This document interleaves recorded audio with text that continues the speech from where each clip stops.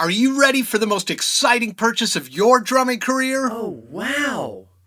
This is probably not going to be it, but a practice pad is an absolutely important piece of equipment that I recommend for any drummer. I've played tons of different pads over the years. This one is my new favorite. They're not a sponsor of the channel or anything, but it is a phenomenal pad. It is the Evans Real Feel Practice Pad. There's a reason why this particular pad is at the top of the search results whenever you look up drum practice pad. It's a great solid pad. It gives me a good workout without a lot of noise and without putting a lot of wear and tear into my expensive gear. These come in 3 sizes. There's 6-inch, 7-inch. This is the 12-inch right here. You can get them single-sided or double-sided. They all have the soft gum rubber Real Feel pad on top.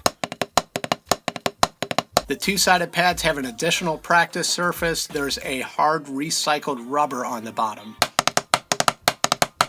These 6 and 7-inch pads have a threaded mounting hole on the bottom, and it's designed to be used with a standard cymbal stand. Your mileage may vary. I've read things one way and the other, that they work, that they don't work. I measured one of my standard cymbal stands, and it does look like it should fit. It's about 5/16 of an inch. If you have experience mounting one of these to a cymbal stand, let your fellow drummers know in the comments whether it worked for you or not. The core of all these pads, whatever the size, they all have a heavy, dense pressed board construction in the middle. The 12-inch model here that I have, that was the first thing I noticed when I got it, was how heavy it was. It weighs just over 6 pounds, which sounds a little ridiculous, but it doesn't slide anywhere. It absorbs the energy from my playing.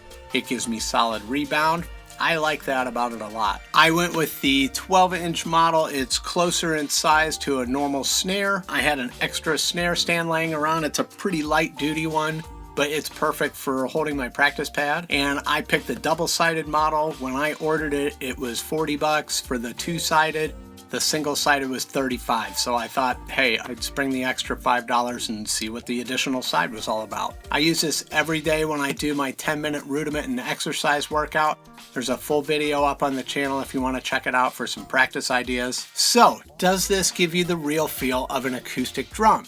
Well, that depends on your drums. It depends on how you tune your drums, what kind of heads you're using. For me, I'm on a mesh V-drum kit most of the time.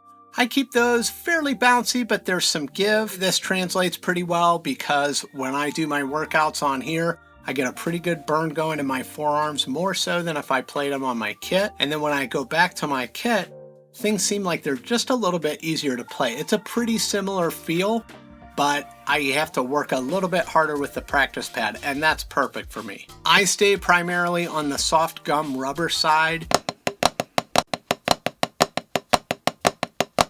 The back side with the hard recycled rubber, it's almost like playing on a tabletop for me. It's kind of a slappy sound, and it's very bouncy.